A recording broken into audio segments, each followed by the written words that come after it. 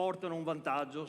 San in Veneto, il Fondo di Assistenza Sanitaria Integrativa Regionale per i lavoratori delle imprese artigiane del Veneto, presenta il suo bilancio alla Filanda Motta di Mogliano Veneto per evidenziare l'importante azione che il fondo svolge nel territorio, con numeri sempre migliori. Un altro anno molto positivo per San in Veneto, che ha saputo adattarsi al territorio dove opera. I numeri sono particolarmente importanti perché raggiungiamo i 10 anni con quest'anno e quindi possiamo avere anche una visione d'insieme.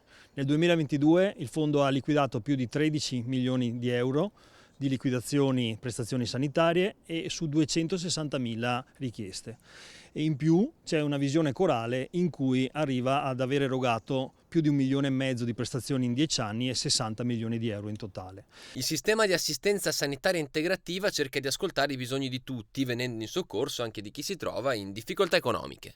Recenti studi ci dicono che molti cittadini, date la situazione economica, rinunciano addirittura a farsi curare. Noi ovviamente con le nostre integrazioni cerchiamo di dare una mano e molte volte insomma ci riusciamo questo è importantissimo, ripeto, per i nostri iscritti. Tra chi compone l'ossatura di Sani in Veneto ci sono anche i sindacati CGIL, CISL e UIL che sponsorizzano le integrazioni dei servizi sanitari offerti dal fondo e quelli della sanità pubblica.